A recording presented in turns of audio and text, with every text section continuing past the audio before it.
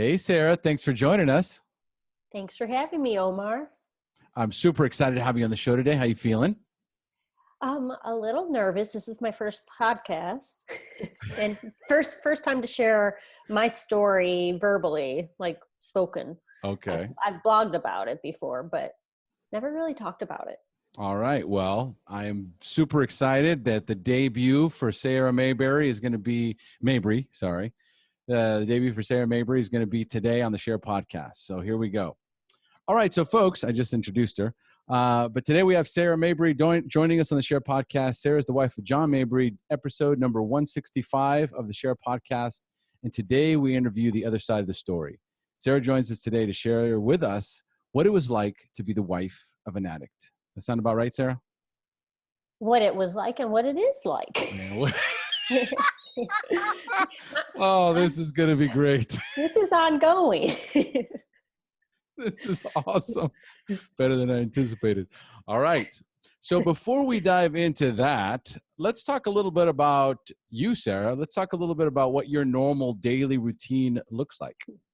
All right. Well, my 3 kids just wrapped up school on Fridays. So my normal routine is being a mom and taking them to swim team. Our neighborhood has a swim team that meets every day of the week. And so that will eat up most of my day. And then the rest of it is just keeping my house clean. Well, just general housework. Laundry, dishes. Yeah, we want to hear it all. That's part of your daily routine. Yeah, being a mom is no joke, or a housewife managing a home. But I also do a lot of painting.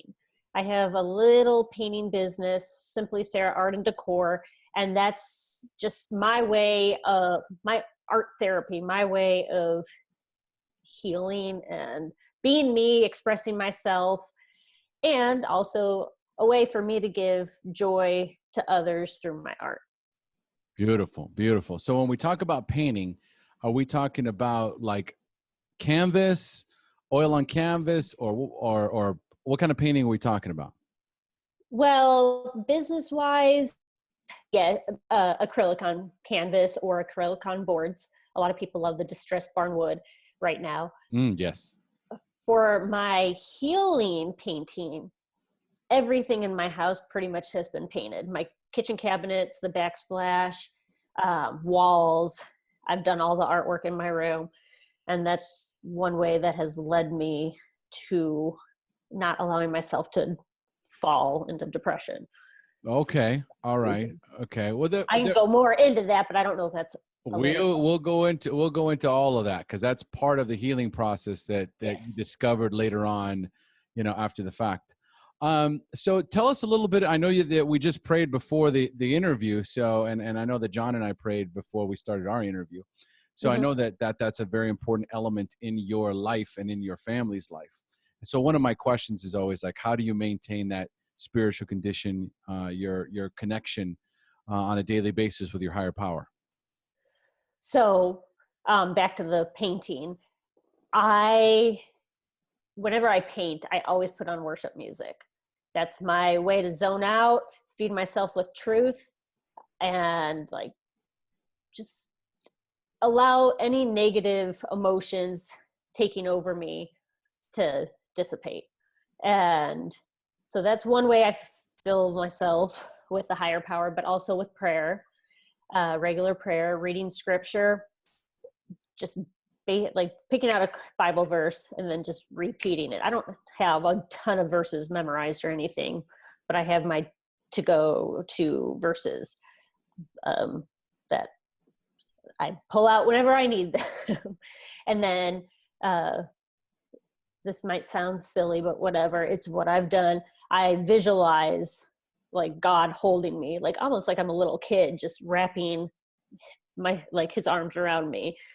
When life was hard, life was scary, I was alone, my husband was in treatment, I would visualize someone being there to comfort me. I was there to comfort my kids and hug them and tell them everything's going to be okay, but nobody was there for me to physically hug me.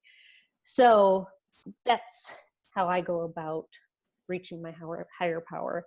And we do go to church and all that, but worship music, scripture, prayer, and visualization. You know, it's interesting. This is cool. Interesting, interviewing non-addicts, because it's funny that you would say, this is going to sound a little weird or, off, whatever the case, may be, right? And when I'm interviewing addicts, the things that they do, right, or the things that they talk about, or the coping skills that they have, right, they've established, it's almost routine, just to, like, nothing is off the wall and nothing is off limits. Mm-hmm. Because once you've kind of been down that rabbit hole, and you've been down that rabbit hole as well, which is why you're explaining this as well. But I can totally understand that. Like, I remember being at that bottomless pit, where it was just like, stop digging, man, stop digging already. And then asking for help, right? But coming from a different place, right? It wasn't like, oh God, I swear I'm going to stop. If you just get me out of this jackpot, I'm going to stop, right? That kind of a thing. But I remember when I truly asked for it, and I could just feel, and I used to describe it. I used to feel like there was this warm blanket of love that would just surround me. And I'm getting goosebumps just right now saying that, but I think that visualizing our higher power holding us and hugging us is probably the closest of interpretation of what's actually happening in that moment. Because when we reach and we ask for it, right, that's when he steps in or she steps in, or however. Again, this is all interpretations of what your higher power looks like. But I know exactly what you were going through. Okay, good. I don't sound too crazy. Yeah, I would also, when you talked about visualization, I remember, well, and I still do, visualizing like a hedge of protection, almost like made of cinder blocks with God's angel army all around me. And white feathers they're huge, like a huge symbolism for me. Whenever I see a white feather, it's a symbol that, like, okay, like God's angels are right there. Like, I'm not alone. So good. Angels and white feathers, and just praying like, Lord, put your angel armies around me, because I do feel that addiction is a huge spiritual battle, and not everybody sees that, feels that. And I feel like that's one thing. I mean, it's not cool about addiction, but I grew up in a conservative home, going to church every Sunday, and you didn't really hear about the spiritual world. It was always like, God's up there, he's in heaven, but nothing's really going on around here, down on this.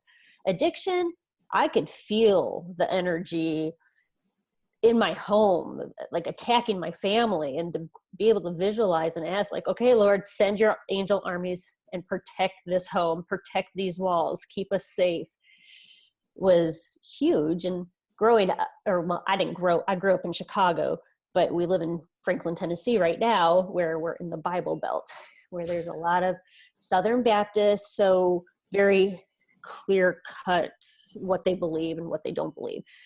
And me talking about spiritual warfare and angels, and may seem a little out there for some of the people I've reached out to, but I'm an artist and I'm a free spirit, a very spiritual person. But yeah, I think the more that we can visualize, the more we can connect with the concept, right? Because if it's, what's your interpretation, what's your concept, what's your relationship, all of these things are just, different sensations, right? Because we have all these 5 different sensory, sensory, what's the name of it? Sensory. You lost me. I don't know. Yeah. We can see, we can hear, we can taste. What are those? Those are sensory acuity. So we have sensory acuity in 5 different ways, right? And so we all process that information differently. Some people see it, some people can feel it, some people can hear it. Right? So we have all these things, and I think the more in tune we get with that sensory acuity, right, the easier it is for us to really, really lean in on that power, because it's there. Right? Like, I believe it's there. You believe in there. And there's so many of us that believe it's there, but some people are just like, I don't know if it's there. If you trust in it, it's there. So I just love the way you describe it, because it's beautiful. It gave me God bumps. Oh, So I also like to ask, as far as the non-addicts go, what their relationship with drugs and alcohol was, right? Was there a time at all where it was ever an issue? But my question always is, when I'm first interviewing someone, is, what was it like the first time you drank or used drugs? And more importantly, how did they make you feel? So I've never used drugs, never smoked a cigarette. I'm pretty boring when it comes to that. Well, the more you get to know me, I'm not boring. Yeah. But with that, I've never been tempted to. I didn't understand why people would smoke. Disgusting. Yeah, I'm like, but it's bad for your lungs. Why would anybody do that? I mean, I'm understanding more the older I am, but whatever. And drinking, I mean, probably in college. I don't think I waited till 21, 20. Okay. I'm a pretty non-adventurous soul in that department. And the first time I drank, considering I don't even remember when it was probably just goofy, like silly, like, oh, I'm being bad. But I probably wasn't even tipsy. So there wasn't anything eventful about drinking. It wasn't anything that you would go. Oh, no. I mean, I've had a few eventful times. Moments drinking that I think have been bad enough to know my limits and that it's not worth it. Okay. All right. So this is talking to a normie here. All right. I was like, I think I've had enough of this. Thank you for the experience. I'm going to start painting.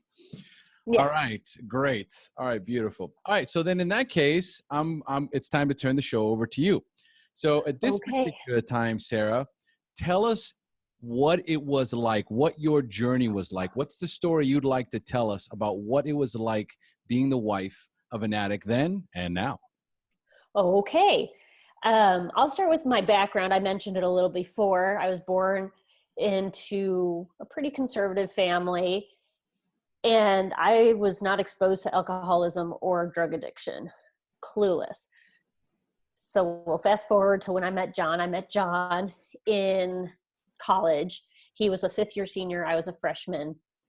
And my husband was in a horrible car accident and eventually lost his leg. I met him with his leg, but we weren't dating or anything. He was my my cousin's college roommate. So that's how I met him. And then my sophomore year, I remember driving home with my cousin for Easter weekend. And he told me, he's like, hey, listen, like my friend John's having an amputation today. And I remember feeling sick to my stomach, even though I met him once. I didn't know him. And I was just like, oh, like poor guy. And then, so that was, well, I guess that was my freshman year. Because sophomore year, spring break, my mom, well, my parents, and then my mom's sister, who's my cousin's mom, who's the cousin who's John's roommate. Wow. They both. That was some. I know. So my mom and my aunt have condos in the same complex in Destin, Florida. Okay. So I went with some of my girlfriends, stayed in my parents' condo, and my cousin went with some of his friends and stayed in his parents' condo. And that's where I really, truly got to know John. And when I first met him, I was like, oh, goodness, who's this guy? He's very obnoxious, very outgoing. Whew. And he would come over to my condo multiple times a day. And I was more shy back then than I am now. And the second day of meeting him, he's like, yeah, so we're going to get married in 2 years. And I'm going to take you to Europe on our honeymoon for a month. And I was like, no. And I was like, who is this guy? Who says that the second day you meet somebody? Fast forward 2 years, we got married. We dated for 1 year, long distance. Then we were engaged 1 year for long distance. Something to be said for confidence there. Yes. He was in California. I was still in Texas, going to school. So during those 2 years of dating and engagement, he was able to hide the addiction from me. Mm-hmm. We'd see each other for 2-3 days at a time, like once a month. And whenever he'd come into town or I'd go out to California, yeah, we'd go have a drink and whatever, but nothing unusual for someone who's like, I was 20, 21, and he was 24, 25. Nothing that odd. So no red flags, which everyone's like, how can you not have red flags? I'm like, I didn't know. Like he was a 24-year-old guy. I was a 20-year-old female. Like, I mean, not that strange. Then we got married. And not only did I just graduate college, so no longer was I a student, I changed my name from my maiden name to Mabry, my married name. I no longer lived in Texas. I all of a sudden was a citizen of California. And then like, I was like, okay, you're supposed to go get a job in the real world. I'm like, oh, like so much life changes in such a short period of time. Mm-hmm. Yeah. And that was already scary. But then we started trying to get into marriage, the marriage routine and everything. And I just noticed just odd behaviors. Like we got a new wine rack from our wedding, but I could never keep wine in it. I'm like, oh, that's weird. Where did all the wine go? And just, it's so long ago. We've been married 14 years, but something enough to make me feel like something's not right.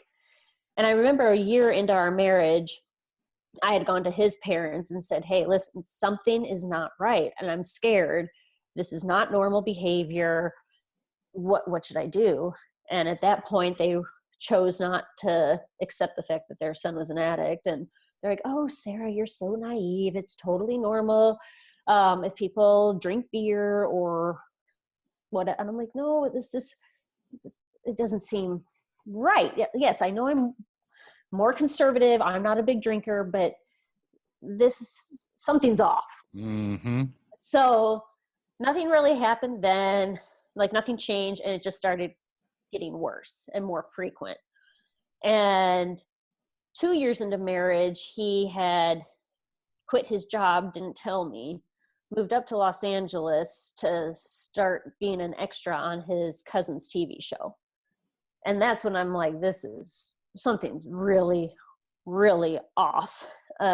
Who doesn't tell their wife that they quit their job and they're moving to Los Angeles? Like, hello, what am I supposed to do? I'm in San Diego. I have a job. I can't just quit it and move up somewhere. And honestly, I didn't really want to follow somebody who was not in the right mindset.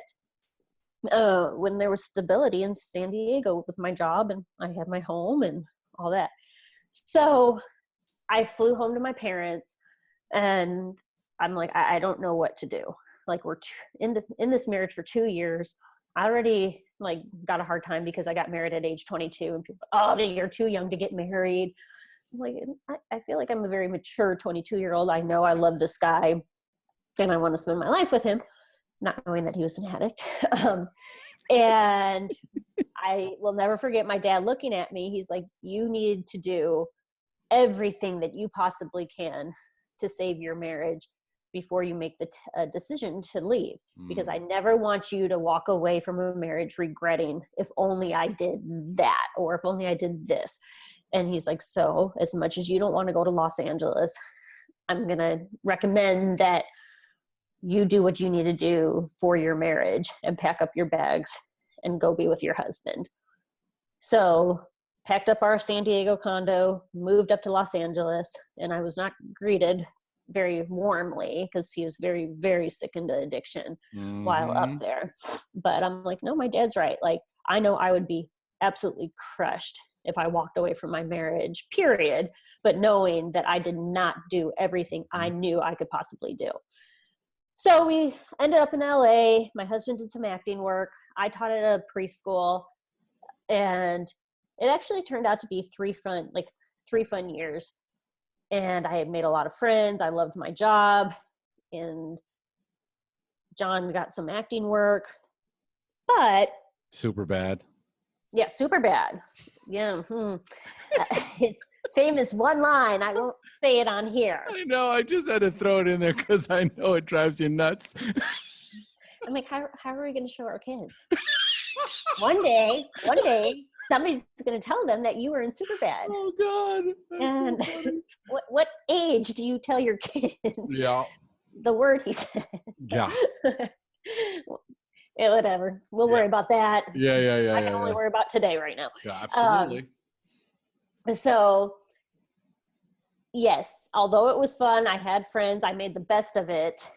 And let me just say, when we got married, I had told John, there are two places I do not want to live, New York City and Los Angeles. So here I am, probably 23, 24 years old, living in Los Angeles with a very sick husband. Mm-hmm. Pretty much in Hollywood, which is the last place anybody should be when they're deep in addiction. Oh yeah.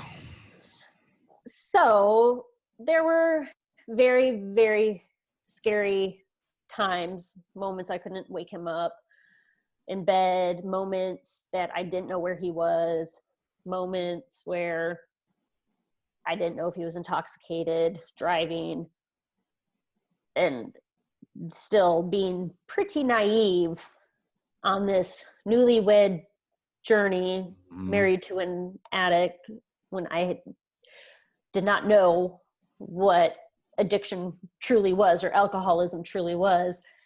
To me, back then, I have learned a lot. I thought an alcoholic was somebody wearing a wife beater with like a 20 ounce in a paper bag, laying on the couch, not working, like trash. And here is my husband, a blonde, successful Christian man who has his undergrad and has his master's degree and working hard. And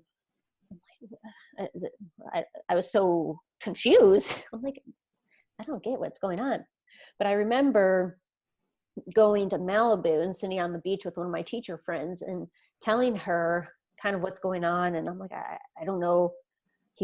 I don't know if he had brain damage from his car accident, from rolling over 10 to 12 times. And that was just never diagnosed because there's so much like medical care for his leg, which he ended up having amputated. And she's like, I don't know. She's like, but have you counted his Vicodin? I'm like, what? And she's like, have you counted his Vicodin? I'm like, no. And she's like, well, I had a friend whose husband mistook his self-prescribed himself with medication. I was like, my mind was blown. I'm like, what? And she's like, I think I would go home and count. So I was like, okay. So I remember walking into my bathroom and he was on Adderall, Vicodin. I can't remember all of them, but he was on sleeping pills because he couldn't sleep from the Adderall. Then he was on Adderall because he couldn't wake up from the sleeping pills. Then he was on Vicodin because of chronic pain.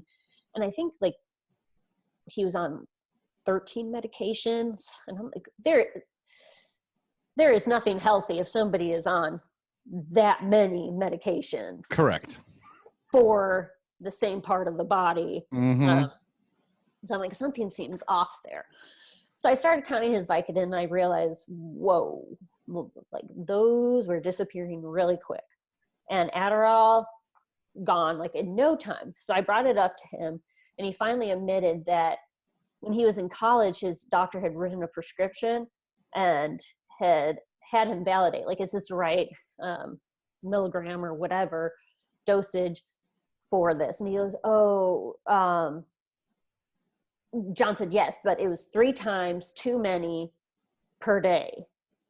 And John would take all those pills. Not only was it 3 times too much, but he would take all the pills within 2 weeks of Adderall and then go 2 weeks without anything. So he admitted that, and I'm like, okay, that's starting to make a little bit more sense why some days he's normal and then some days I don't even know this man Right. who lives in my house. And same with Vicodin, just self-prescribed, medicated himself with a lot of his medication. Right. So he's got the 2 weeks where he's taking everything, right? Mm-hmm. So then the last 2 weeks, what was he like?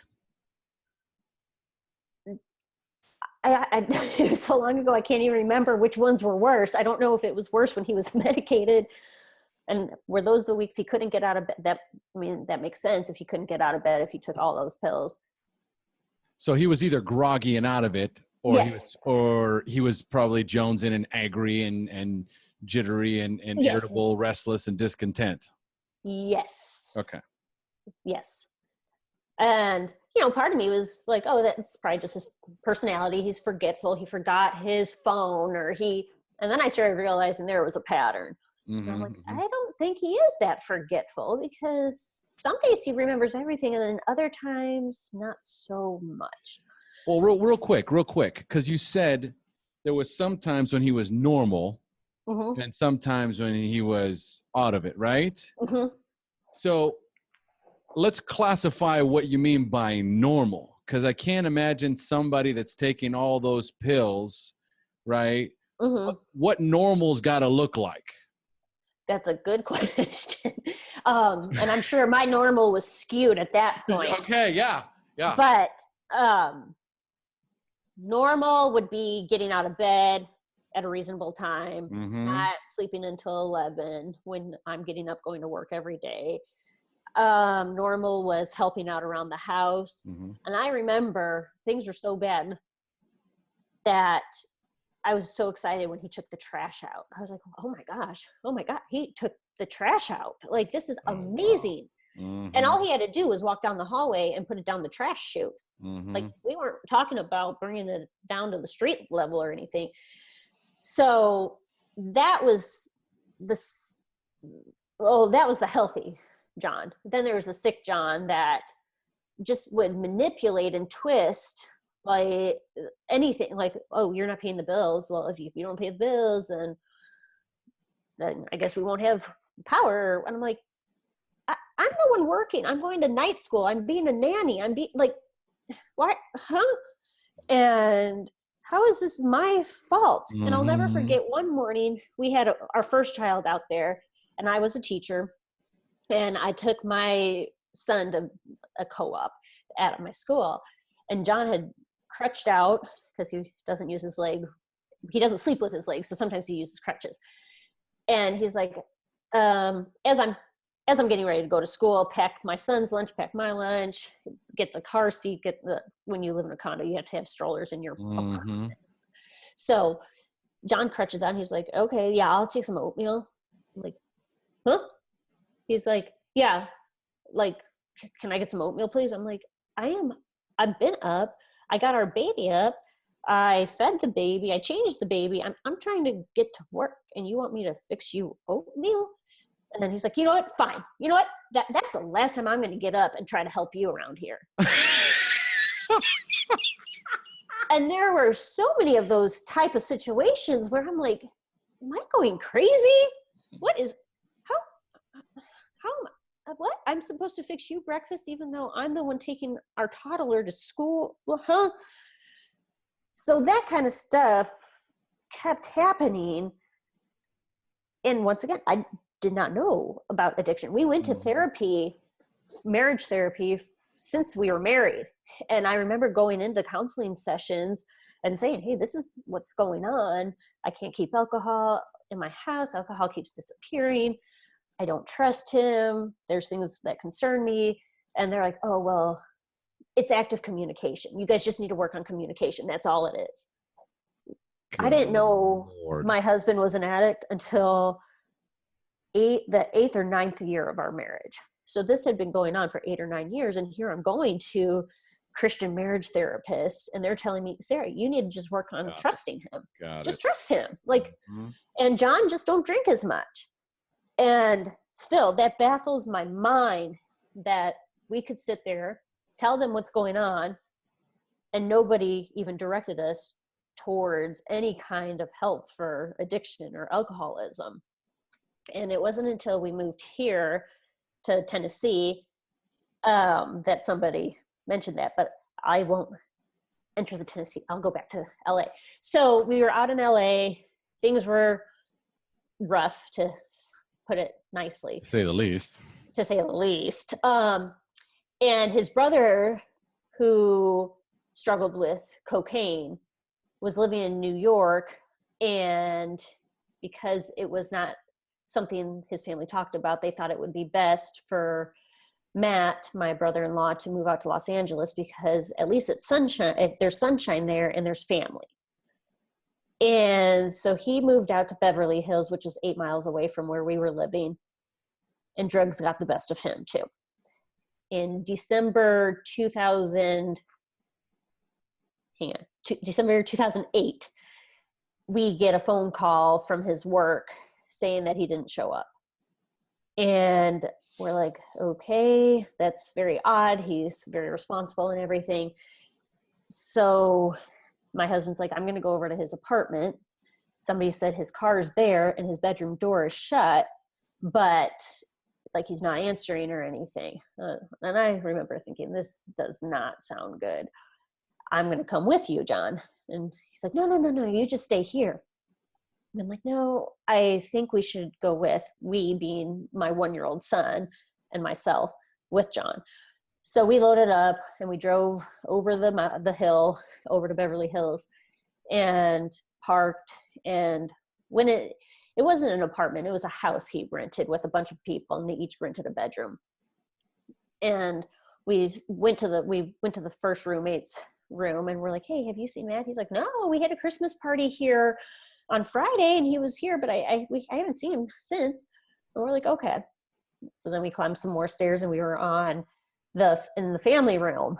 And I told John, I'm like, listen, like, I don't know what's up in his bedroom, but I know my limits and I cannot go up there because I don't know what I'm going to see. Mm-hmm. And I'm like, and we have a 1-year-old, which 1-year-olds have no clue what's going on. And I'm like, I can't expose my 1-year-old to something that we possibly could run into. So I'm like, can you go get that roommate and have him come up with you? And John's like, no, I want to go alone. So I'm like, okay. So John went up the stairs and I could hear him knocking on the door. Matt, are you in there? And then all of a sudden I just heard the door being kicked down. And John kicked the door down with his prosthetic leg, which he described as just being like horrific. Like he already lost his leg and now he's kicking down a door to find his brother with his prosthetic leg. And I could hear the footsteps above my head because the family room was right under the bedroom. And I'm like, okay, there's no screaming. And he was up there for probably 3 minutes, which felt like 15 minutes in that kind of horrible situation. And I was like, oh, thank you, Jesus. Like, he's not in there. Like, maybe he ran away, maybe whatever. And then a few minutes later, John comes down and he just looks like a ghost, but he is very calm, but like a ghost. And he's like, Sarah, he's dead. He's dead. And I go, what are you talking about? Like, we've got to go up there and give him CPR. Like, he's not dead. Like, he's like, Sarah, no, he's dead. Yeah. So he's like, what do we do? What do we do? And at that point, I was the one like freaking out, crying, and like, oh my gosh. And our phones didn't work because of the valley we were in, we had no phone service. So I'm like, and so we had to go back to the roommate's room. You can only imagine us going down to the roommate's room, who we just talked to, and said, oh my gosh, we need to use your house phone. Like, Matt's dead. He's like, what? Yeah. And we're like, he's up there dead. So we called 911. Everybody came out. And like the biggest one was, how do we tell John's parents? Mm-hmm. And I remember sitting on the floor in the roommate's room being like, there's no sugarcoating. There's nothing to sugarcoat. You got to come out and say it and be truthful. And he did. And it was very, very hard, very humbling to have to tell his parents in Texas, who lived in Texas they still live in Texas, that kind of news. Nobody should have to do that. So they came out a few days later. We cleaned out the apartment and then flew to San Antonio, where he was buried. and had the funeral service and everything. And then it was just, after that event, it was too hard to stay in Los Angeles, and it wasn't good for our family because my husband was already struggling with addiction. And like I said, Hollywood is not a healthy place to be when it's all about image and money. And if you're going to do that career, you got to be confident in who you are. You can't go and seek approval from other people or have money define you. So we made the choice to move to Nashville. No reason. We just felt led to move to Nashville. And yeah, we packed our bags, drove across country. My husband didn't have a job. I didn't have a job there. We bought a house just south of Nashville, and we've been here ever since. And it was the best decision we ever made. And people are like, how did you get here? And I'm like, God. they're like, who moves across country with no jobs, no family? Like I'm like, we do. Like when you've lost your family member in LA and you need somewhere to go, you just go. And it can't be much worse from what we just experienced over in Los Angeles. So we came to Nashville for a fresh start. We didn't know anybody. It was just very free. Nobody knew our story. Nobody knew us as like, oh, there come the crazy Mabrys and with their baggage. We just looked like a normal suburban family, hoping that we could just blend in. Nobody will know any of the trash we just left behind. Joke was on me. Because it's just the beginning. Yeah. John got a job here. I was excited. I'm like, yes, we're starting over. We have a new house. John has a new job. We're new beginnings. Yes. But the drinking got the best of him. The drugs got the best of him. There's some very poor decisions that put me and, well, my child or children at that time, I'm not sure if I had one or two, we felt very cornered for some of his choices and didn't know what to do. There was no easy answer. I had so many people tell me like, Sarah, this is not okay. You got to get out. Okay. That is easy to say, but when you're living in the middle of active addiction, it's not that easy just to get out, especially when you have two little kids or one or two, how many ever had, during that stage of life. And I didn't have a job, and I had a baby, and I had a toddler, and I knew like how it would affect my life if I had to start over.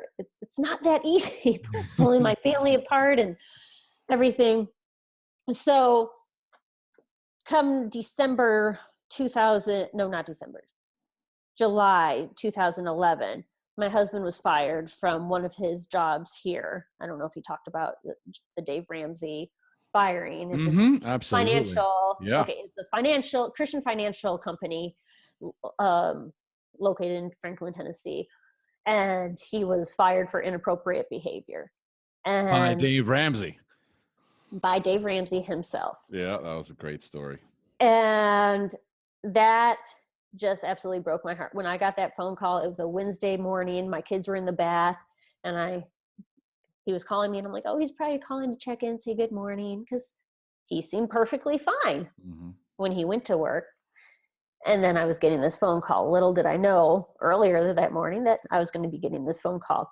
And he's like, listen, Sarah, I made some bad choices at work, and Dave Ramsey himself let me go. And I'm coming home right now. We can talk about it more. And I was just like, pit in my stomach, sick. I was like, are you kidding me? So he came home, and I'm like, I cannot do this anymore. Like, we have been through the cycle of addiction so many times. I can't do this. And he's like, I think it's time for me to go seek help. And I'm like, I think that's a good idea, because it's only getting worse. It's not going away. We've tried moving. We've tried new friends, new church, new environment, and it's still here, and it's growing. So we met with our pastor, counselor, and he helped us pick out a facility. He went to SHAIR in Tucson, and for 45 days. And that was just, that first time he went to treatment was just heart-wrenching for me, because being naive to addiction, only celebrities go to treatment. Nobody in my suburbia town, nobody else struggles with addiction, only the Mabrys. And I was like, this is embarrassing. What am I going to tell people? Oh my gosh. So he went to treatment, and I went to my parents' house for the 6 weeks he was there. And it was really hard. Like, I thought it would be easier to be with my parents for support, and they did help and everything, but just trying to act joyful with my kids when I was completely resentful because I had been betrayed. I was doing the best I could to be a mom and a wife, and I just kept feeling like a bus was plowing me over, and I was supposed to get up and get right back to work, and life was fine, and just recover quickly.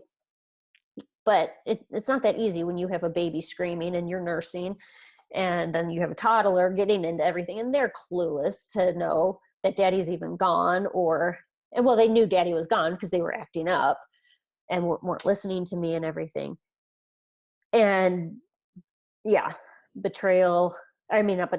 resentment, fear, sadness, depression, it all got the best of me. When I was up in my parents' house, my kids wouldn't sleep.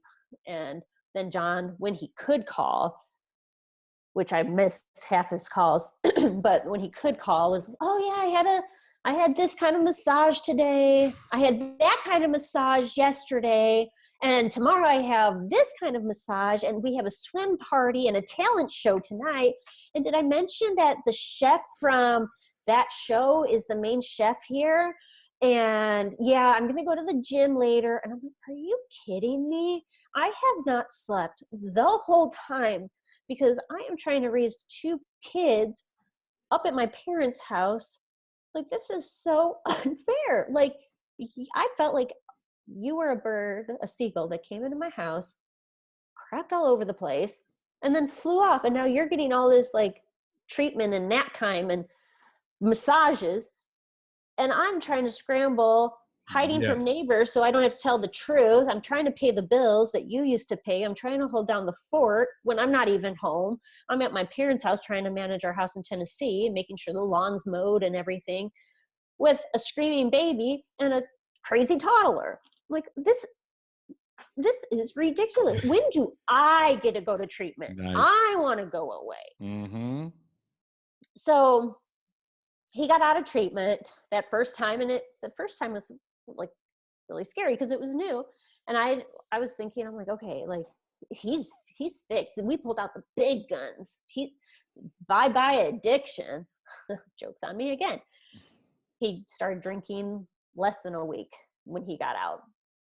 And I'm like, we paid how much for this treatment? And I worked my butt off to keep these kids alive while you were getting this, and you're going to start drinking again? And then a few weeks later, he was flying out to Los Angeles to go to a movie premiere. And I get a phone call from the Nashville Police Department at 5:00 in the morning to let me know that my husband had a seizure and was rushed to the emergency room. Okay. That is not a fun call to get, especially when you know you have 2 little kids sleeping in your house and you don't know, is he dying? What's in his system? Is he sober? Is he not? He's never had a seizure before. And turns out he was okay, but he went to Los Angeles and didn't tell me he was even discharged from the hospital because he was still very sick in addiction. Oh, yeah. Didn't follow up with his outpatient care or go to any of the meetings that were recommended. And when he did go to outpatient, I think he started like towards Halloween. So he got out about Labor Day and didn't start outpatient till Halloween. When he finished those 6 weeks, I'm like, okay, we've got this now. Like, you just did inpatient and now you did outpatient. You're going to get a job. We're going to get back on track. And the last day, graduation day, the counselors asked me to come in and to meet with me. And I was like, oh, they're going to meet with me about graduation. Everything's going to be fine. No, they're like, we don't feel that he's ready to go back to, like, into the normal real world. We recommend like a 60 to 90 day program. Oh my gosh. What? Like, he just went to one. What? So that was rough. And they're like, well, what are your thoughts? I'm like, what are my thoughts? Are you kidding me? We have no job.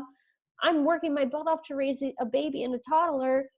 Like, what do you mean he's not ready to go be the man of our house, the man he said he would be when I married him? He chose to get married. He chose to have kids with me. I did not force him.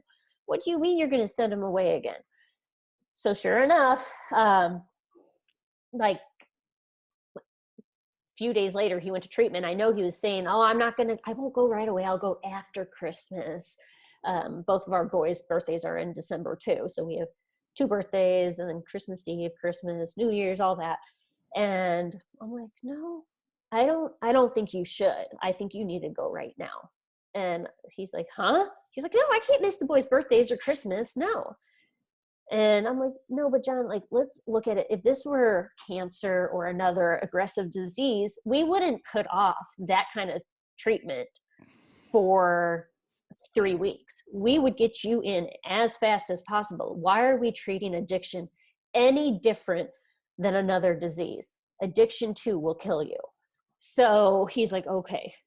And the next day or so, a couple days, he was in treatment for 45 days. And that was rough. It was not a fun time, busy time of year to have my husband not be present. And then we already had birthday parties set up. So then I had people coming over to my house. And how do you hide? Yeah, where's John? The kids, where's Dad? Yeah. I'm like, how do I can't fake it. And the first time I didn't really tell anybody but my family. The second time I'm like, I need to tell like my neighbor across the street and maybe like 1 or 2 more neighbors. And I'm just going to have to lie my way through this, but I hate lying. But what am I supposed to do? So I was at an extremely low point. My heart was just crushed then. And one cool story that came from that is towards the end of his treatment, my cousin had come up to my town to just kind of visit me and give me some company. And we were at a coffee shop, and I was holding my 1-year-old, and there were stools facing out a window. So I wasn't making eye contact with any other customer in this coffee shop. And my son was eating a chocolate donut, and somebody came and tapped him me on the shoulder, and he goes, wow, well, it sure looks like he's enjoying that donut. And I'm like, yeah, like, I don't know who you are. Why are you talking to me? And then he's like, are you from here? I'm like, yeah, I live here. Are you? And he's like, no, I actually just got out of treatment. Okay, now remember, I only thought celebrities went to treatment, and we were the only ones in Tennessee that went to treatment. Nobody else, everybody else here is perfect. So when this guy tapped me on the shoulder and was like, I just got out of treatment, I'm like, okay, out of everybody you could tap on the shoulder, you're telling me? Mm-hmm. And I'm like, oh, really? Where at? Because I'm like, well, maybe he was my husband's roommate and he recognizes my picture. And he goes, oh, somewhere like down south of here. And I'm like, oh, okay. It wasn't my husband's facility. And I was like, oh, okay. Well, that's great. And he goes, yeah, I was born and raised in Texas. And I was like, okay. My husband was born and raised in Texas. He's like, I come from a good Christian home. I have a brother. And I was like, okay, my husband comes from a good Christian home and he has a brother. And he goes, but I was in this bad accident. He didn't say car accident. I was in this bad accident and I received some money, and my husband received some money from his accident. And he's like, and once I got the money, I went out to California. That's what my husband did. And I'm like, uh-huh. And I'm looking at my cousin, like, what is going on? What is going on? And he's like, and I fell in love with this girl from the Midwest. Okay, I'm from Chicago. And I'm like, oh yeah? And he goes, yeah, and we have 2 boys. We have 2 boys. And he's like, yeah, but you know what? The addiction got the best of me. And my wife said, no more. I can't do this. I'm going to go move home with my parents in the Midwest. And I think she was from Iowa or something, but still Iowa, Illinois, same part of the country. And that's where I was. I was like, oh my gosh, like, I can't do this anymore. I'm going to be moving home to my parents who live in Chicago. Like, I'm going to be living in their basement, like life. Ugh. So I'm like just nodding away. I have God bumps or whatever you call them, goosebumps. God bumps, yes. I had major God bumps. And my cousin's looking at me like, what in the world? He just told you your story. And then he's like, you know, like, I really wish my wife wouldn't have walked away when she did, because like, I've learned so much in treatment and I really found the Lord, and like, I'm turning my life around, and I would do anything to try to get my wife and my kids back. And he goes, listen, I don't even know why I just stopped and told you this story. And he's like, but whatever you're going through, just know there's a God up there, and he sees you, and he knows your heart, and he's going to make everything okay. And then he just walked away. Good Lord. Looked at my cousin. I'm like, what was that? What was that? And she's like, I don't know. And I'm like, is he still there, or is he one of those things that just like dissipated in the air? And she's like, I don't see him. And I'm like, what? But he was like, he had a buzzed head. He had glasses without like the side piece. So they were kind of crooked. He had a white shirt on, lots of chains around his neck, just like work jeans and work boots, like a carpenter type person. And that was one story. That right there, like, I even called my pastor, and I'm like, I am going to sound crazy. Again, that word, crazy. And I'm like, this is what happened. He goes, holy moly. He's like, no, God definitely can use people like as angels to tell you what you need to hear. Yes. So I'm like, okay, as angry as I was at my husband, as angry as I was at God, that here I am like doing this again, like, God, why? Then you get something like that. That's kind of hard to avoid, to know, like, okay, the guy had told me, just trust him, like, don't give up, whatever I'm going through. I'm like, I'm going to cling to that. So my husband got out of treatment. He moved home. Things were not perfect by any means, but we transitioned, got back into the routine of things. And then fast forward to, so that was January 2000. I'm getting all these mixed up. 2012. And fast forward 1 year to September 2013. Another angel story. And like I said, there were definitely good times and then bumps in the road, just like the cycle of addiction. There was good, and right when you get to that, oh, life's too good to be true, bam, you know the relapse is happening very soon. Yeah.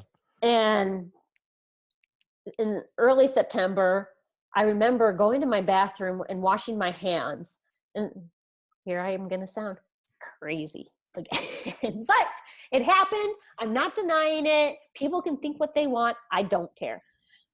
And I hear a voice, and it says, Sarah, trust me. And it was a man's voice, and it was quiet, like whisper, trust me. Like, you're going to have your third baby. Just trust me. And it's going to be a baby girl. Just trust me. Trust me. Trust me. And I'm like, okay, whatever. Still washing my hands. And it's like, and the birth of this baby girl is going to be your husband's spiritual awakening. Oh. And I was like, okay. I'm like, because at first I'm like, well, maybe like my marriage isn't going to last, and I'll get remarried and have a baby girl with somebody else. But it was like, I had a visual of me delivering the baby from above, not graphic, but my husband was standing right there, like bedside. And I was like, okay, no, he's there. And if I had a new husband, that would be really weird if John was standing right there. So I'm gonna assume it's John's. I'm gonna assume that it's John's daughter. This voice is talking about. And I remember coming out into our family room, being like, John, I promise I am completely sober, but this is what happened. I just heard a voice, and it told me that we are going to have our third kid. It's going to be a baby girl, and it's going to be the birth of her that's going to be like your spiritual awakening. I'm like, I don't know. And previously I had always wanted 3 kids, but we had 2 boys, and earlier that summer I had prayed. I'm like, okay, you know what, Lord, like, take that desire away from me. Like, my husband's sick. He's saying, well, we don't need more kids. Like, I can't even take care of myself. Why would we have more kids? I'm like, well, because you have a wife who wants 3 kids. And I've given so much to this addiction. I don't want to give up my dreams of having 3 kids, but that's where I started praying, like, Lord, take the desire away. And I felt like I got to that point where I'm like, you know what? I have 2 healthy, beautiful boys. We'll just leave it at that. Then I had that revelation, whatever you want to call it. Told John, and like I said, things weren't very steady in our home at that time. He had flown to San Antonio to help his mom after a surgery like a week later, and then came home and he was completely intoxicated. Like, got home from the airport, and I didn't know if he was on pills or alcohol. I still don't know. But something was not right. And I'm like, oh, not again. So, and I was scared. I didn't know, like, if he just wasn't acting right. I'm like, is he going to take his life? And that's not a fun feeling when you have little kids in the house and you have a husband who's on, you don't know what, who just arrived back. And I'm trying to, like, act all normal for the kids, read them bedtime stories while I'm like, oh my gosh, grab the knife, grab the guns, grab the pills, and trying to act all sweet and, okay, kids, brush your teeth. Oh my gosh. So I read the stories real quick. Okay, good night, love you. And, like, ran to go check on John. And I called a friend, and I'm like, listen, John took something. I don't know what's going on. Can you come over here? So she came over here, and she's like, you know what, we need to take him to the ER, and we'll have them assess how much he took and if he's okay or what needs to be done. So she took him away that night, and he was admitted to facility. The next day he went to another treatment center, and of course, heartbroken. Heartbroken is not even a strong enough word. I was so upset. I'm like, okay, here we go. Round 3. This is not fair. Raising little kids is hard enough. I do not need this to happen again. So he was gone. I was left paying the bills, trying to keep up the house, find people to do the lawn, raise kids, whatever, and facing the community. What am I going to tell them this time? Because here we go again. And about a week into his visit, I was still trying to, we were married 10 years at that time, and I was convinced, I'm like, I'm done. I cannot keep living like this. This is not fair. And I had even told John, I'm like, listen, like, I can't do this. I'm going to wait till you get out of treatment so we can do this peacefully, but, like, I need to go my own way. And so 1 week into treatment, I'm at a friend's house. I'm talking to her, and I'm like, yeah, so I'm late. And she's like, what do you mean? I'm like, yeah. And she happened to have an extra pregnancy test. I took it. It was negative. I was like, okay. She's like, I'm sure it's just the stress of everything. She's like, could it have happened? I'm like, no, it couldn't have happened. We were not on good terms. I know that sounds crazy, but, like, I don't even know how that could have happened. So come, like, 4 or 5 days later, I go to my sister's house, and I'm talking to them. And from my sister's house, I was going to take the kids to rehab because it was during the visiting hours to say pretty much bye to Dad, because they didn't get to say goodbye because he went to the hospital at night when they were already in bed. And then they woke up and he was gone. So I'm like, John, we're pretty much coming to rehab so the boys can tell you goodbye. And I had taken a pregnancy test again because I told my mom, I'm like, Mom, I still am late. What's going on? She's like, there's no way. Just take it. It's stress. And I took it and it was positive. And I was like, you have got to be kidding me. I am living a Lifetime movie right here. Like, I don't like drama. And I'm flipping pregnant right now. And my husband's in treatment for the 3rd time in like 2 years. And I have to bring a pregnancy test to treatment to tell my husband, who I want to divorce, that I'm pregnant with his child. So sure enough, the boys and I pack up, we drive to treatment with a positive pregnancy test. I go see John and I'm like, how do I even like tell him? So I just handed him the stick. And That's one way. yeah. Like like, I'm not going to make it cute. Like, I'm like, oh, well, here. So he looks at it and he's like, huh? Like, huh? I'm like, it's positive. He's like, what?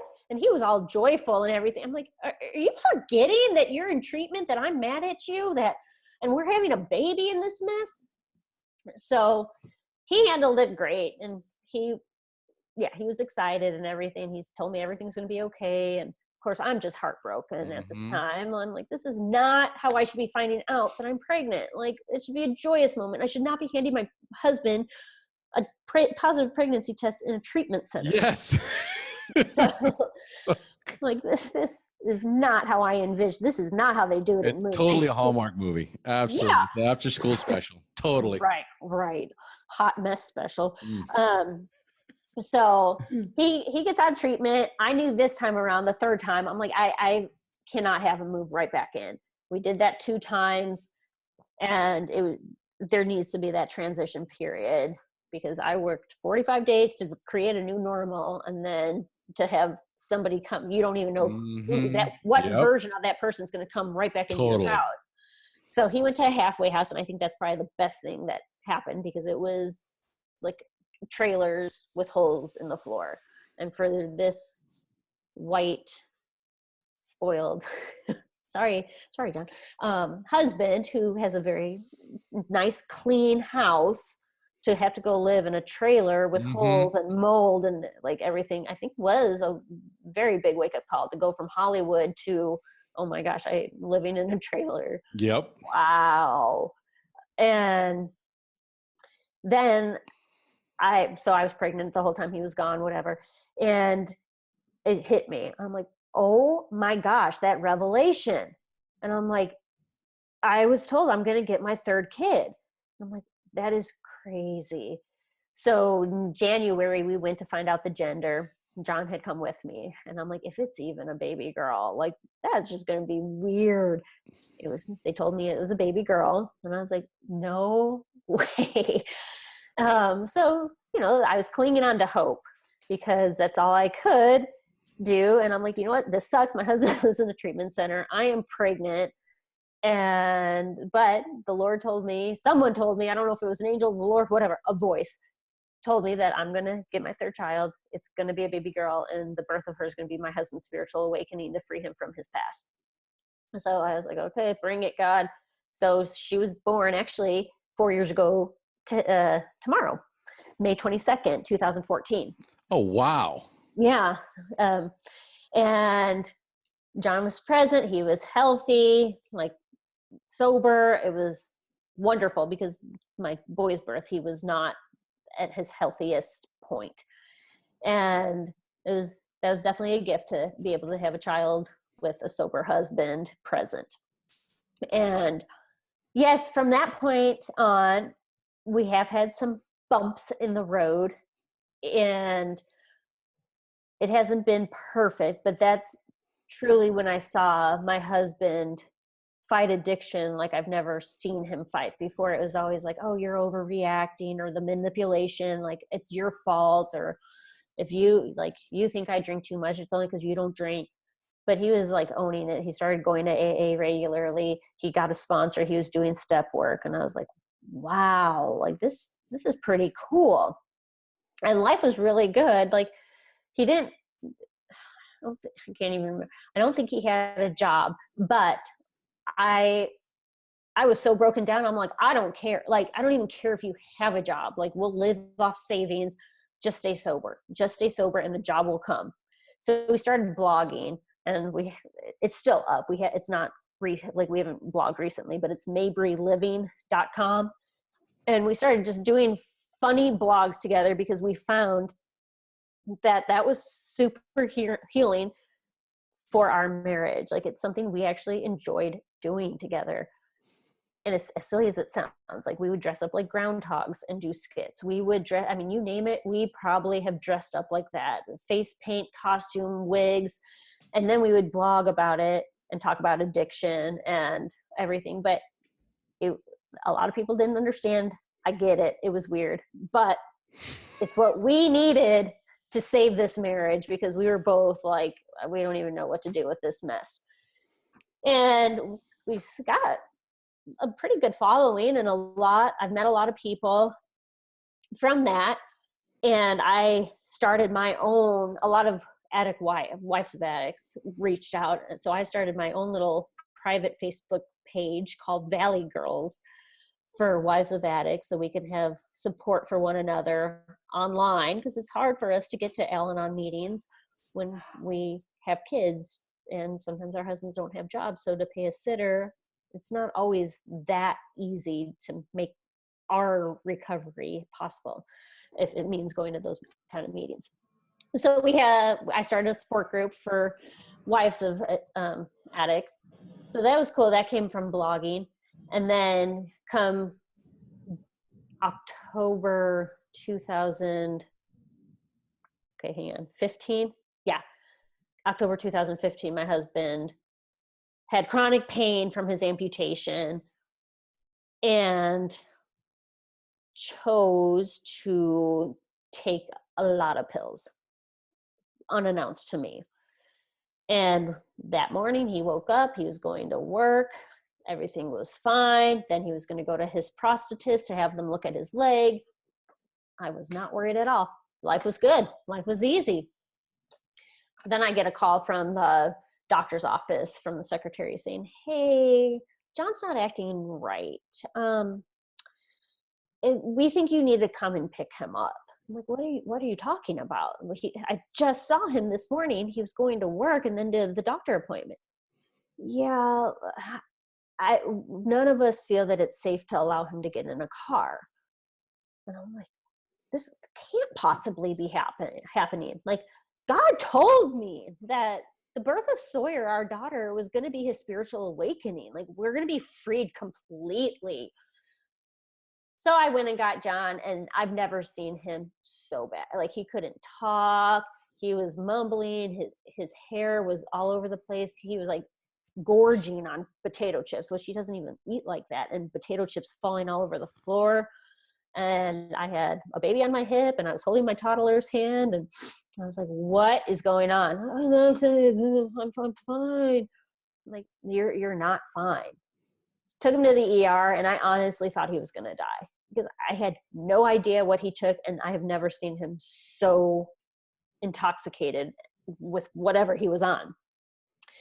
He didn't die. He was fine. He went to treatment the next day again. So this is the fourth time in 4 years to go to treatment. And I'm like, I cannot do this again. Like, this is getting ridiculous. But I'm trapped. I don't have an out. And he went to treatment, and from the three other times he went to treatment, I remember going through his time the time while he was away with a very hurt heart, a very resentful heart, a very fearful heart.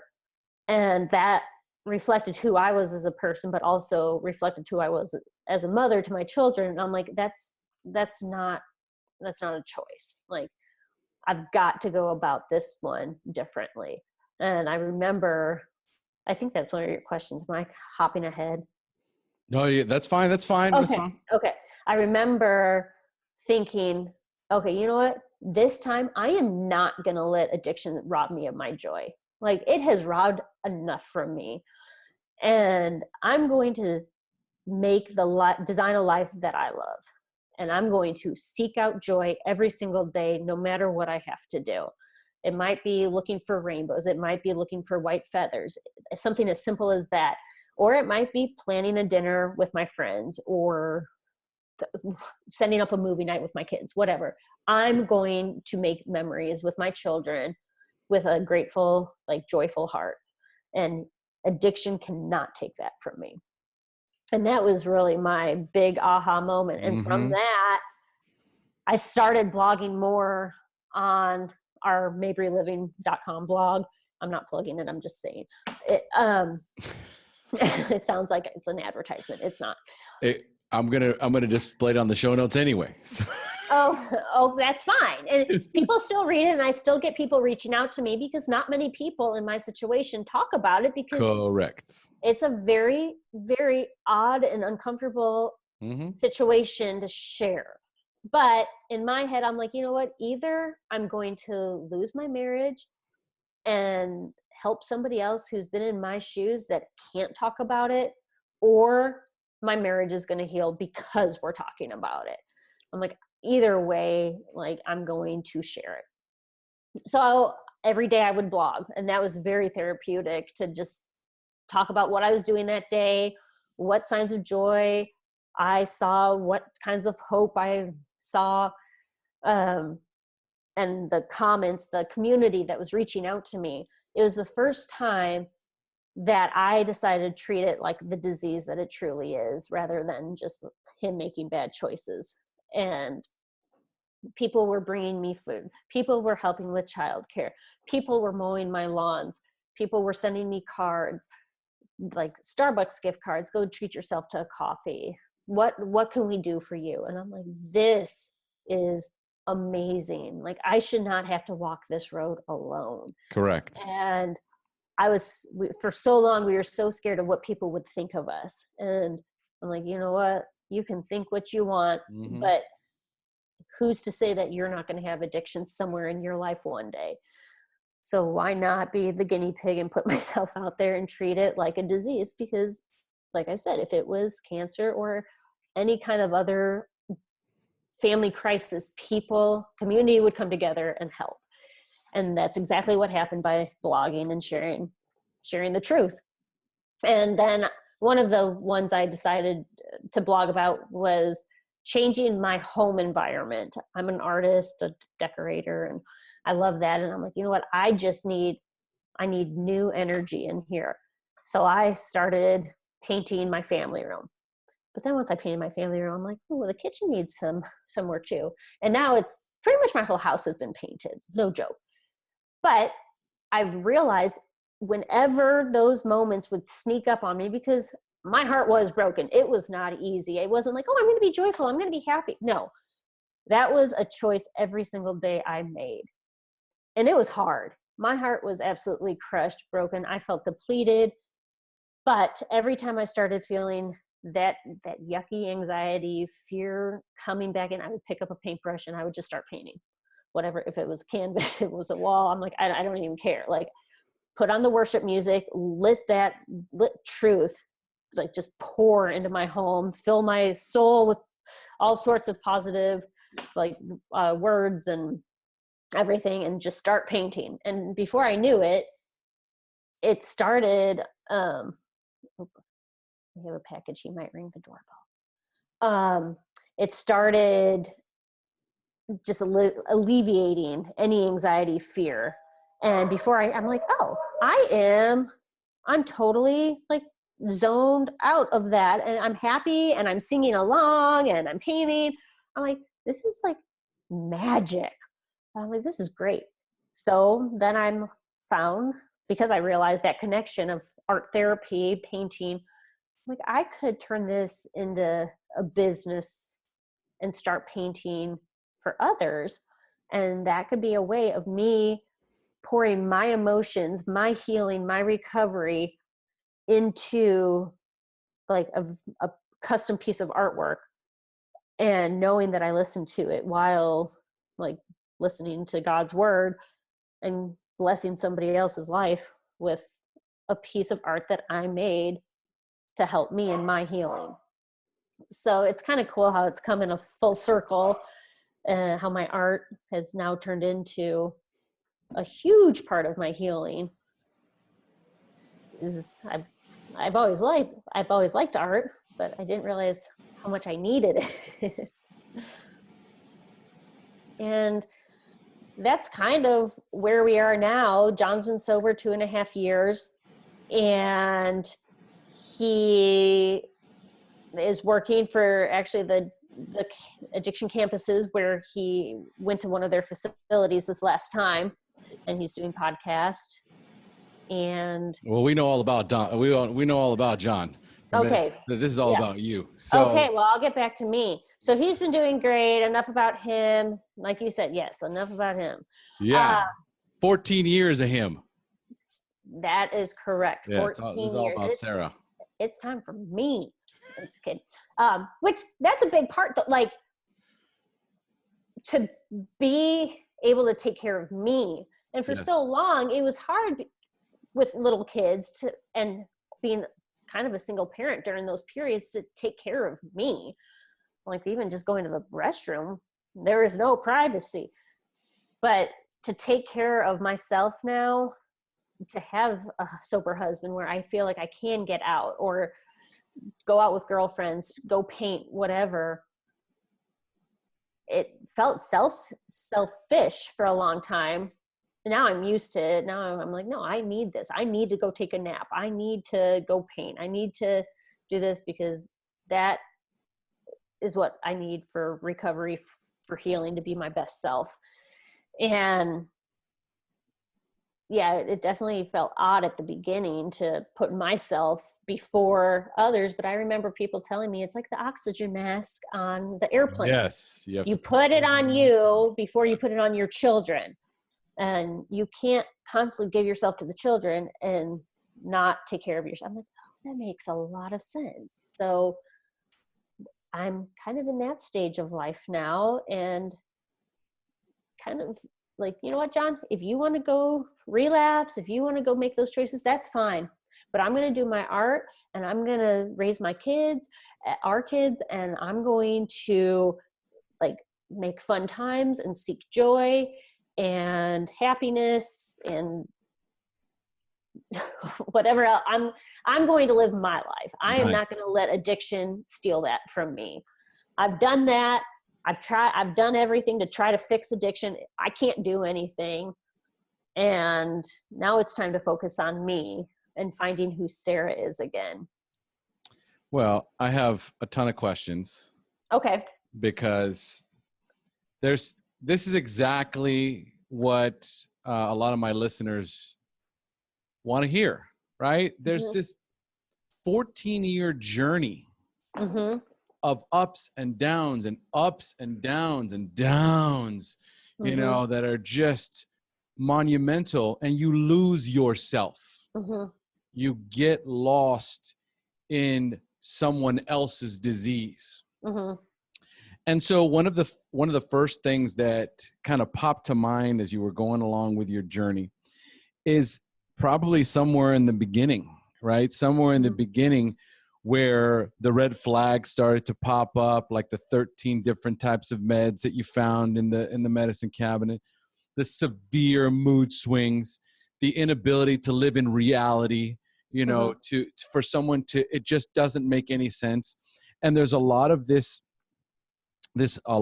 where you develop a new normal because you tolerate and you tolerate and you tolerate more, and boundaries get crossed left and right. And at some point you just find yourself almost tolerating things that you never thought you would tolerate in your life, right? Just to kind of keep your sanity. But there's this idea of being alone for so many years. You're alone for so many years. And one of the things that you seeked out was therapy, counseling, right? There's this Christian marital counseling that you guys would go see, and they would say, you know, I guess be more patient, or try and focus more on the marriage, or do everything that you can. You know, I listened to that. And, you know, for me, it's like, how much sooner could we have cut this down from 14 years to 7 years, because in many cases it's the addict. Once they're up against the wall, once they've been stripped of everything, it's when it's like, oh my God, now I have to do something, right? But until then, it's not. So I'm just curious, before you became, because the blog is the lifesaver. The blog was your ability to finally communicate and share, just like us. We're addicts.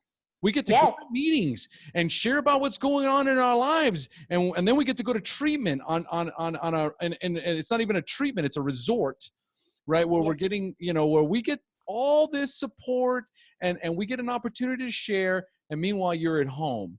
So I want you to kind of best give the suggestions to the wives, right? Or even the husbands that are going through this right now. In that time frame where you were all by yourself, you were getting counseling to just be stronger, right? And there was no real support for you and everything was going to John. What would you do differently, or what would you suggest to those listening that were in your shoes? Oh boy.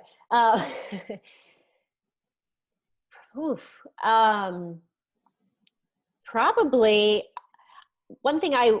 one quote I'll never forget, not quote, but somebody telling me at a family camp saying, the time you start doing your own thing and walking away, not physically walking away, but just like not letting addiction rule you, it is going to throw the addict off so much, because they're going to realize, wait, I don't have control. Like, what is she doing? Why is she going this way? Why is she, like, she used to be so scared. I used to be able to go out and like not answer her phone calls, not answer her texts, and like let her just live in fear.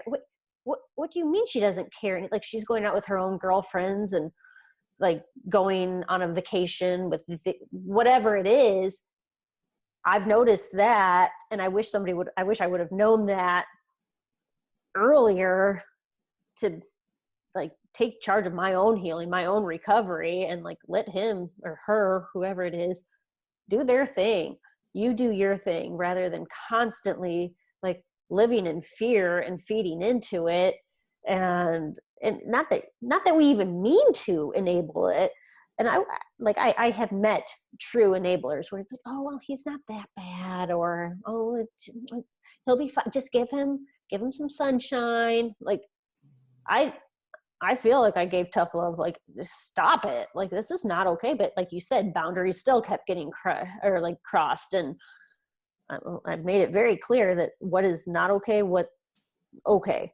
But that didn't matter. And so, but I can say the biggest thing I took away was that I started doing my own thing, owning my own recovery. And like, even John to this day, he's like, you're so cold, you're so guarded. And I'm glad I have a current therapist that I see who says, no, what you're doing is called like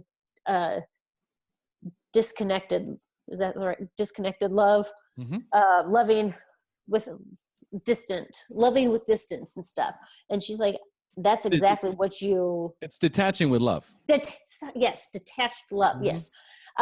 So that's exactly what you should be doing. He's Correct. only been sober for 2.5 years. Like, he's still a baby. Yeah. And you've been through a lot. Like, you don't have to go back there. Because I used to be like, John, you've got this. Like, come on. Like, you've got your tools and your tool belt. Like, you got your sponsor, you got your meetings, you've got this. And then boom. And now I'm kind of like, you're doing what any 40-year-old man husband should be. Like, you're working. Nice. Good for you. Yay. You're staying sober and being responsible and being a dad and taking care of what you're supposed to do. Oh, what do you want, a cookie? I've been doing it for 14 years. Yes. And I love it. Like, even John will be like, you're just not who you used to be. And I'm like, well, you're right. Yeah. Like, I'm like, you are doing phenomenal. Like, way to go. But you're doing what you're supposed to do. And my current therapist, this makes so much sense to me, because when I'm telling her, like, John wants me to be more like respecting and more whatever. And I'm like, I'm not trying to be mean. I'm just not doting over him. And she's like, you know what though, Sarah, you need to remember, you once were a cucumber, but after everything you've been through, you're a pickle. Mm-hmm. She's like, that doesn't mean you're any worse. You're just something different. Mm-hmm. You're still the same person, but you will never change back into a cucumber. Yes. That's just what it is. And neither will he. Exactly. Same thing. Same analogy. Totally. So she's like, you keep being you keep doing what you're doing, because no matter what he wants to like you to do, or whether it's like lift him up with praise or whatever, like he is not going to be able to change you back into a cucumber. I'm like, okay, good.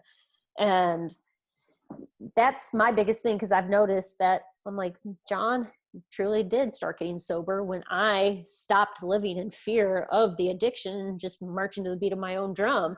And somebody said, once you start going one way, you're gonna find them following you rather than you constantly picking up their mess. Yes. They're gonna be like, wait, what? They're doing something right. Like they're not listening to me anymore. Mm-hmm. They're catching on. And like, what are they doing? I want to see what they're doing. And sure enough, that's what started happening when I was like, no more. Like I am, not that I left the marriage, I'm still here, but I'm just owning my own recovery, my healing, my self needs. And it truly has been life-changing. I just wish somebody would have told me that earlier in therapy to do that, rather than, I mean, I can't tell, love him more, give him more of this. And being a Christian, a lot of what I learned growing up in the church, love selflessly, like give to your husband's bodies, or your body's your husband's to do with what he wants, whatever that Bible verse is. And it's just all that stuff, or like really screwed me up. Yes, it's great advice when addiction is not part of it. And I read so many Christian marriage books that I couldn't even apply to my marriage. I would just sit there and be like, wait, what? Like, we're not arguing about which way to cut a peanut butter and jelly sandwich. Like, this is like major stuff. This is not like, okay, I'll show him respect and he'll show me love. Like, this doesn't apply to this mess we're in. So that was hard. And I really had to like challenge the faith I was raised with of putting others before myself, to be like, no, actually I'm going to take care of myself. And I can say no. Like if something doesn't make me feel okay, it's okay for me to say no. Rather, oh, okay. Like living in fear, like I need to make you happy. So that was very empowering. And I love that word, empowering, because that's what we're doing right now on this episode. We're empowering women, we're empowering men, because the social stigma is a whole, and we haven't even gotten to the social stigma. We're still in the family stigma. We're still in the religious stigma. We're still in your family, and the religion is going, listen, you've just got to love him more. You've just got to work harder. Right. And then in retrospect, and then that's all tied in with guilt and shame. Oh, maybe I'm just not doing enough. Oh, maybe I'm just being selfish, or maybe that's just a load of crap. And maybe now in retrospect, as you look at all this, right, and you're like, wow, man, if I would have just applied a little bit of tough love earlier on, I might have been able to shave 5 years from this, right? Because I spent so much time listening to the wrong advice. And it's not so much that it's bad advice, because let's separate, let's remove judgment. Let's remove judgment as far as good or bad, right? Harmful, intentional, whatever the case may be. It's the wrong advice. It was the wrong advice for you. That you can't say that, well, they did give me the right advice. No, they gave you well-intentioned advice, but it was the wrong advice. And so what we're doing right now is just saying, look, you need to follow that internal barometer, that gut instinct inside of you, that where God lives, right? Because he's just screaming at you, right? Go the other way. Go the other way, right? And if you're going to save this marriage, right, then the way you're going about it is not the right way. Yes. And it's that intuition that's just screams at you. Screaming. Yes. Oh, yes. And that was what's so hard. I had to tune out. I had so many views and advice coming from so many different angles. Love him more. Have you thought about opening your Bible? Have you thought about praying or looking up to God? I'm like, what do you think I've been doing this whole time? Like, why do you think I'm still here? Or I recently really, like, well, not recent, but I guess it was 2 years ago, I had gotten to a point where I hired an attorney because I'm like, I can't, Of course. I cannot do this. And the last time John got out of rehab, 2 weeks later, he had taken a bunch of pills and drove with our family. So I'm like, this is ridiculous. I cannot keep my life going this path. Like, am I just waiting for one of my kids to get harmed before I'm like, okay, enough is enough? But after seeing the attorney and everything and hearing about what my life would look, she pretty much said my life would be very, very ugly. And I understand some people do it, and that's awesome for them that they're able to walk away. But I had to really look at my options of being a single mom with 3 kids, and I would have gotten like 2 months to find a full-time job and very little child support. And I'm like, okay, what, like, I need to weigh that versus staying and praying that hopefully my husband can find sobriety, because I do believe that God can heal. As a Christian, I believe he can heal anything, and anything is like, you can forgive. And yeah, I don't know how else to describe it, but yeah, I knew if I had left that my kids would have lost their father, like, role figure, like, in their everyday life. They would have lost their mother that they're used to staying home, providing for them, loving them, whatever, because I would have been trying to manage a full-time job. And I understand there are people out there, and you guys are absolutely amazing. I honestly don't know how people do it. But I'm like, okay, my kids would be uprooted from their home, their church, their schools. We'd probably be living in my parents' basement. I'd be working so hard, and I know I would not have joy in my heart.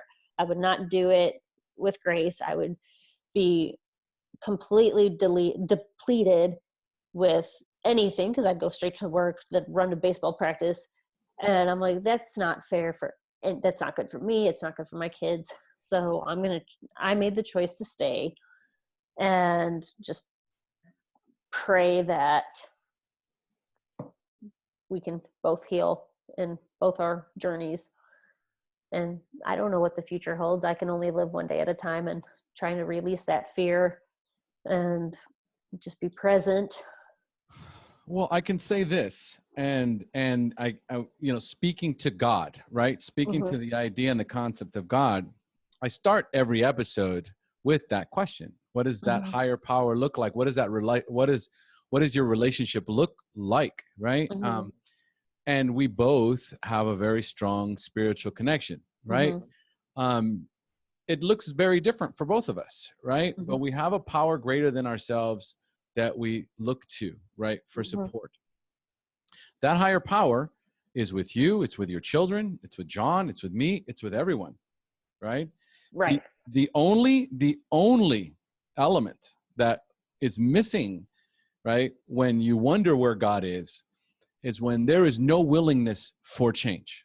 When there is no willingness for change, then God, there's nowhere for God to go, because you are not seeking God.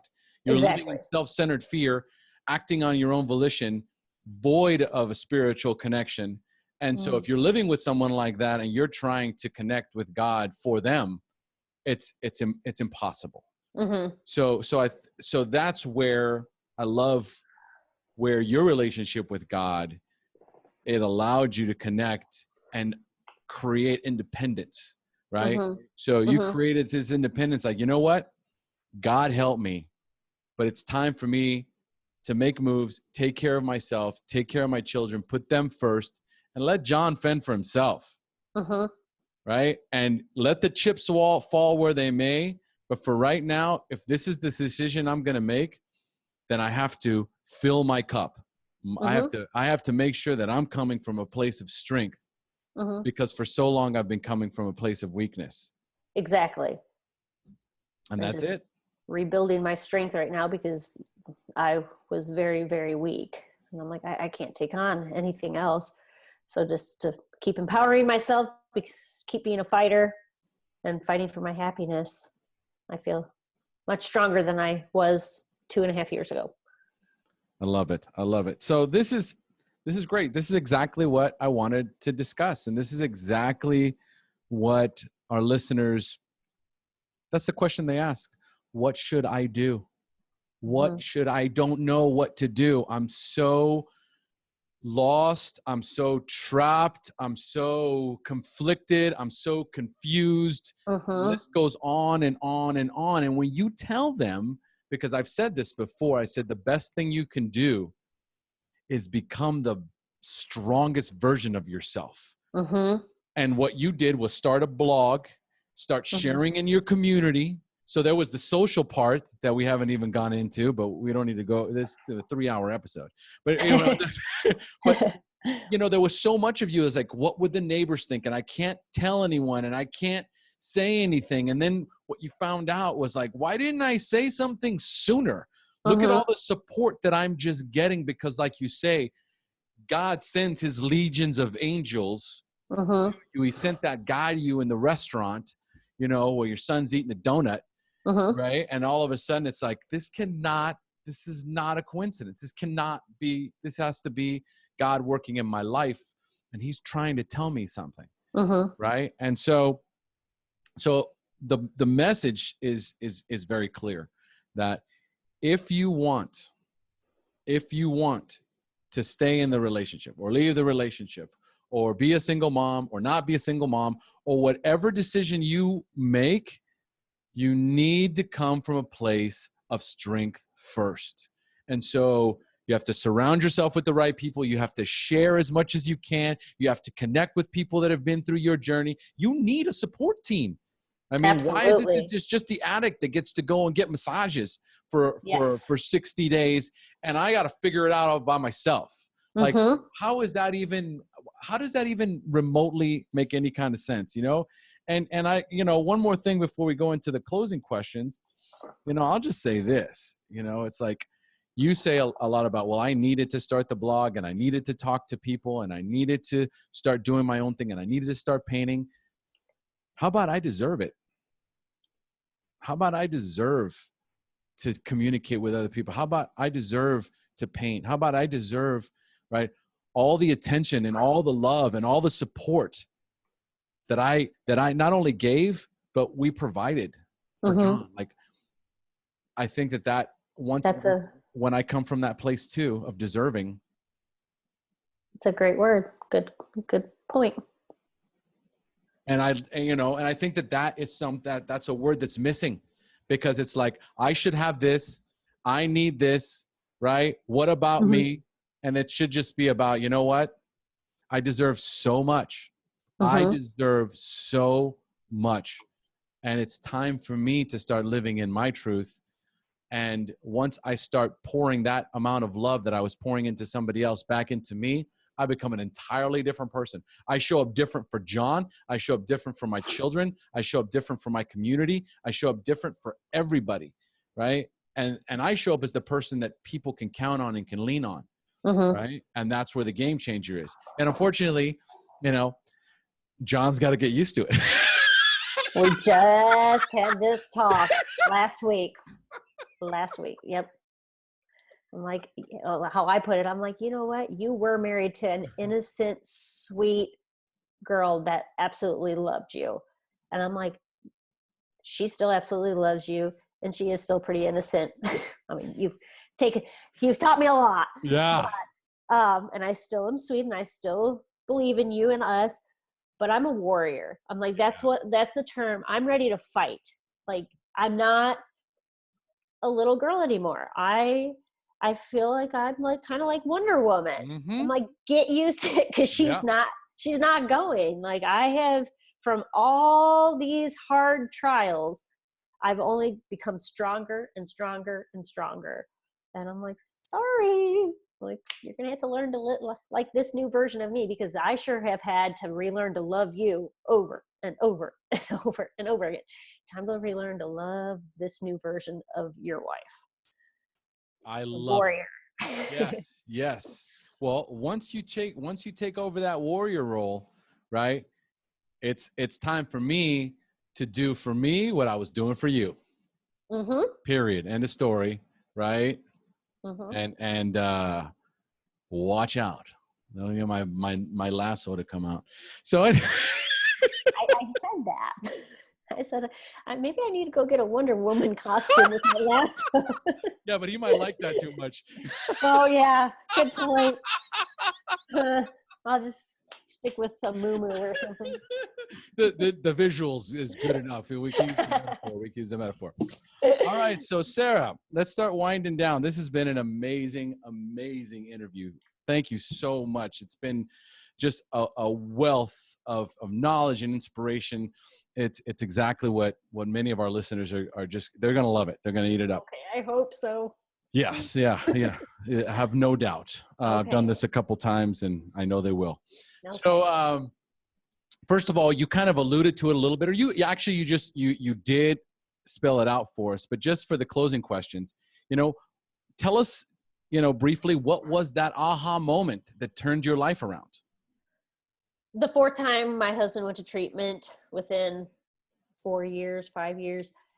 And I knew from the previous three times that I let my negative emotions get the best of me. And I was short-tempered with my kids. I was short-tempered with myself. There was no joy in it. And the fourth time, I'm like, here we go again. And I remember taking my husband's stuff, put it in black trash bags, and just throwing it out the house, because I'm like, I'm so done with this. Just grow up already. But being like, no. Like, wait a second. Addiction has stole so much joy from my life. That's one thing I can have control over. And I'm going to make an effort every single day to choose joy. And that's not going to be easy because, like I said earlier, I was brokenhearted. There were days I would just be sobbing, like in the bedroom or whatever.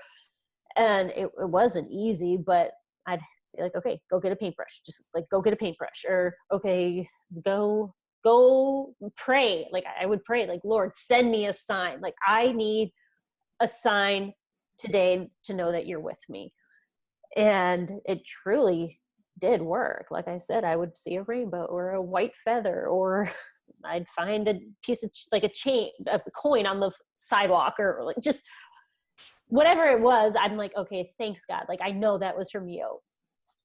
And that was really my aha moment to know, like, okay, I need to take care of myself. I need to have a joyful heart and be content in all circumstances in order to be the best for my children.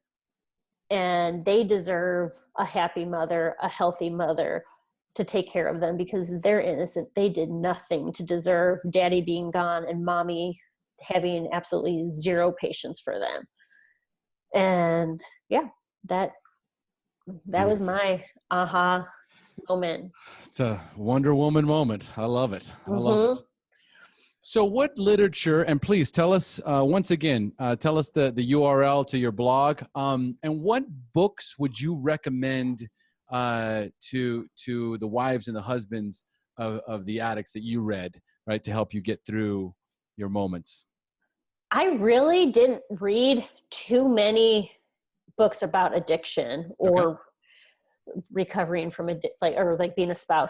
I did read an emotionally abusive marriage. I don't know who wrote it, but it sounds terrible. I felt bad reading it in front of John, like the emotionally abusive marriage. But at the same time, like I mentioned before, I've read so many Christian marriage books, and they just did not fit my marriage. Correct. Telling me I need to have I need to show him more love, or more respect, so he loves me. And I'm like, well, that sure would be nice. Is that how marriage works? Man, that would be easy. Yeah. And I caught myself rolling my eyes many times, or like the 5 love languages, like find out what he likes and do that. No, that's not gonna, like, we are living in a mess. This is not going to fix that. So somebody recommended Emotionally Abusive Marriage. Gosh, I think that's the name. Oh, I wish I knew it. But that wasn't even the book I was going to talk about. However, it definitely talked about how it's hard to be in our situations as husbands or wives in the church, because the church has a lot of growth in that area to learn. And they always want to feature the addict story, their testimony, and how they've overcome it. And it's like, yeah, this time, what about all the other cycles that are probably going to happen? Like, why don't you feature? And I remember going to my church being like, hey, why don't you feature like the wife or the spouse of somebody who lives with addiction? Because they have had to be very strong and probably lean on their faith. And that's a pretty incredible testimony for somebody to share. And like, I've never been asked to share my testimony. This is the first time that anybody's ever asked to hear it. So this is a big deal for me.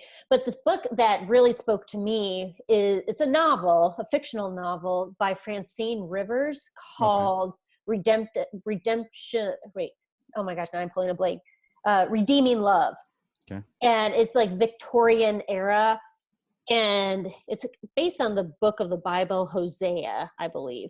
And it just talks about there's a girl that was sold into prostitution or whatever.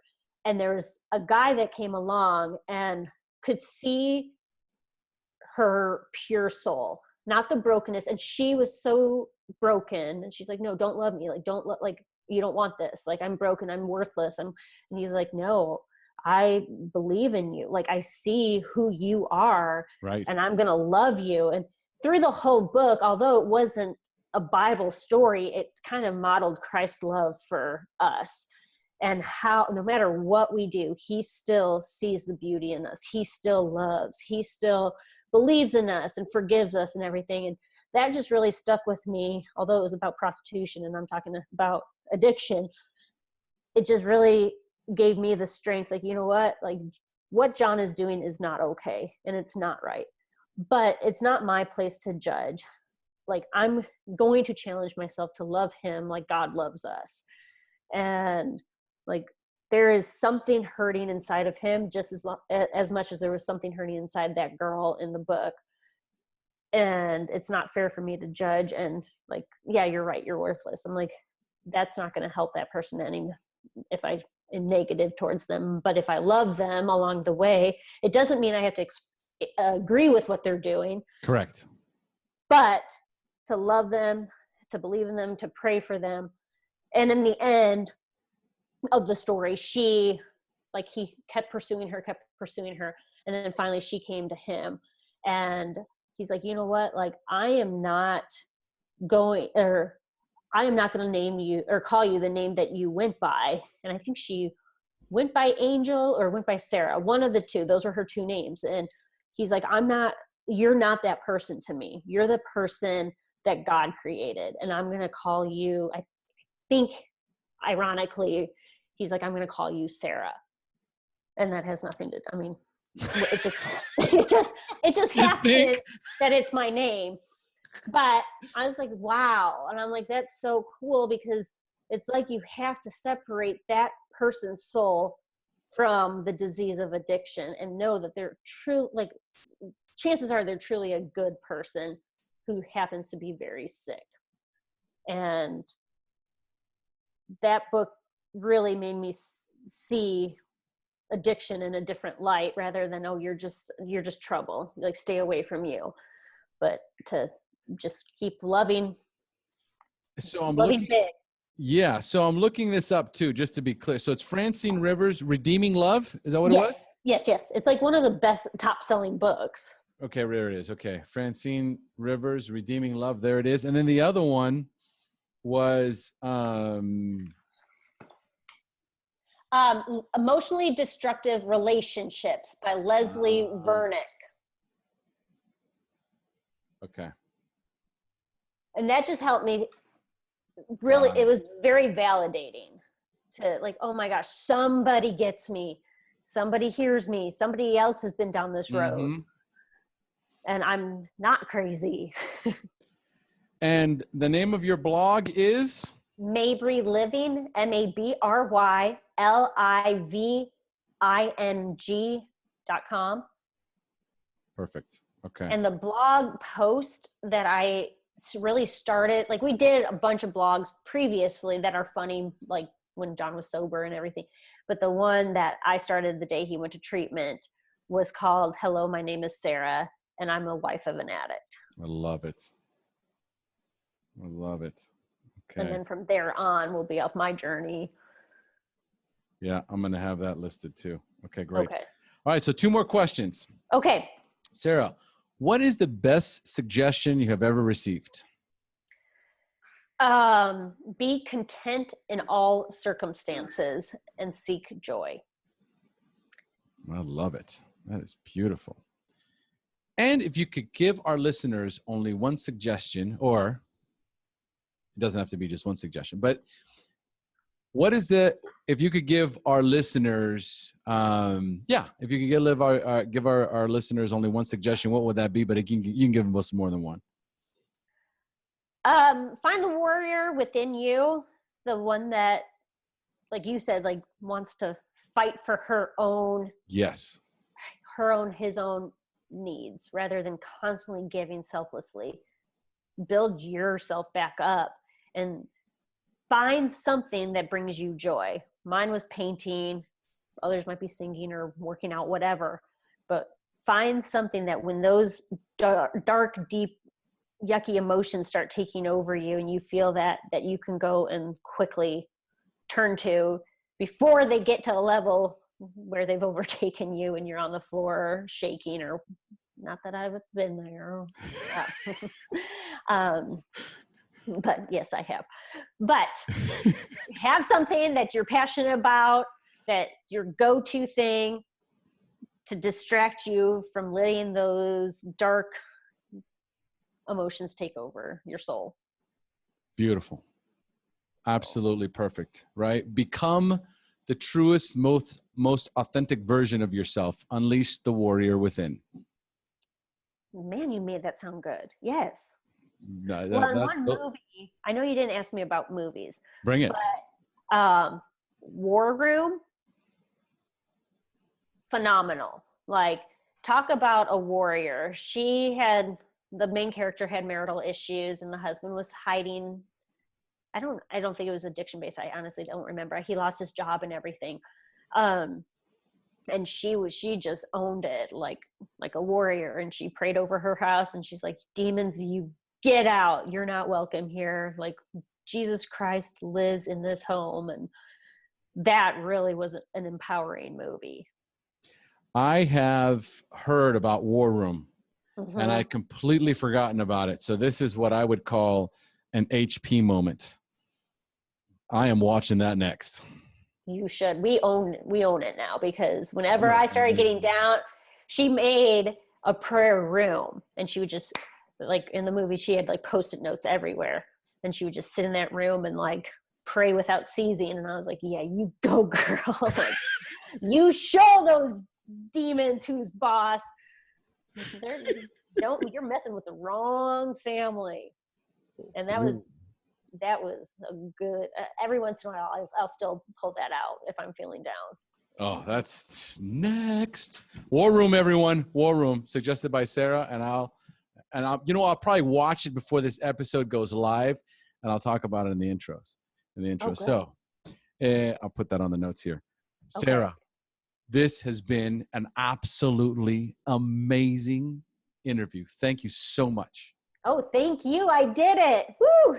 No, you rocked it. And you deserve your voice. You deserve your voice. I don't need it. I deserve it. There it is. There it is. And that is how we're going to close. Awesome. All right, folks, we've now reached the end of our show. Thanks for joining us. And as we say here in Costa Rica, Pura vida. Give us a pura vida, Sarah. Buddha Vida? Pura vida. Buddha Vida? With a P. Pura vida. Pura Vida. That's it. Perfect. Obviously, I'm not Costa Rican. Yeah, I could see that. That's a wrap, my dear. All right. Thanks again, Sarah. Oh, thank you.